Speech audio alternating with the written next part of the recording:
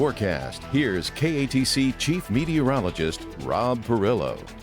Welcome back. Well, it was certainly a rainy one across the area today. In fact, Lafayette hitting a record amount of rainfall for the day with 2.58 inches of rain, beating the old record of about 2¼ inches of rain back in 1952. Some spots up to 5 to 6 inches of rain. We'll show you that in just a bit. But first off, let's get to the Doppler and show you what's going on. Still plenty of tropical moisture across the area this afternoon, or early this evening rather, and more coming in from the Gulf of Mexico. So this is all but ensuring wet conditions through at least 10 or 11 o'clock tonight, which the models are missing. The models pretty much missed the amount of rainfall we were going to see today, and that's why we always say localized amounts of a couple of inches possible, and today it was more than a couple of inches in spots. Still raining across a good part of Lafayette Parish and Tiberia Parish, St. Martin Parish, in around the Cade area, St. Martinville picking up 5 to 6 inches of rain and more down along the coast as well, and this is going to be impacting primarily Iberia and St. Mary and Lower St. Martin parishes into the evening. Again, you can see the rain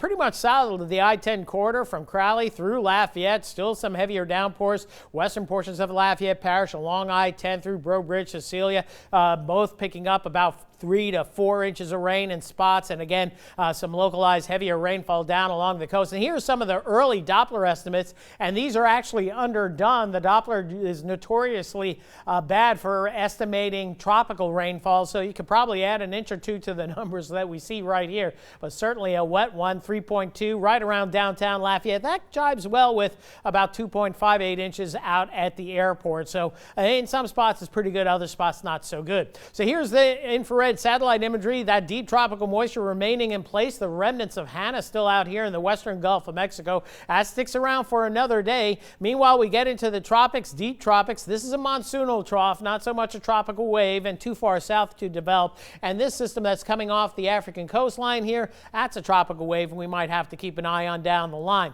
Meanwhile, we come on into the eastern portions of the eastern Caribbean, and hurricane hunters were out here today.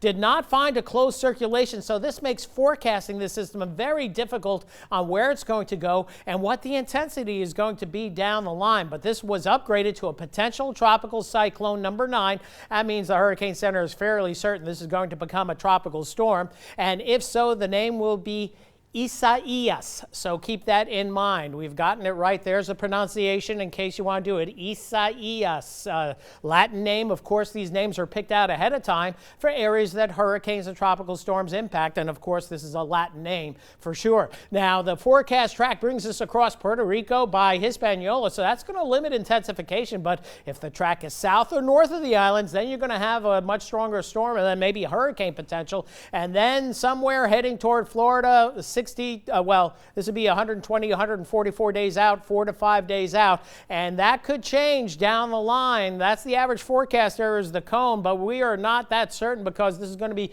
rolling through the islands. This is the European model, again, keeping a broken up system, but some locally heavy rains and gusty winds moving through the islands, through Cuba, into the Bahamas, and then maybe, just maybe, an eastern or central Gulf of Mexico threat. This is the Euro model. We go this far out. Okay, we'll stop it maybe a week out, and we're not that good a week out. But again, nonetheless, could be some sort of Gulf threat. Right now, we're on the dry side of things. We'll keep our fingers crossed that that stays the same, but look for lots of changes in the days ahead. Something for us to track. Tonight, the showers diminish. Tomorrow, it's quiet. Then a round of showers and thunder showers mid-morning through the mid-afternoon. Activity will begin to tone down tomorrow evening, but rain chance tomorrow 60 to 70%. Then as we head into Thursday, still the risk of some passing showers, but rain chances down to 30 to 40%, and get this, by Friday down to 10%, but that means it's going to be getting hotter. So lingering tropical showers and storms at least early this evening. I got rain chance at 80%, but dropping to 30% overnight tonight.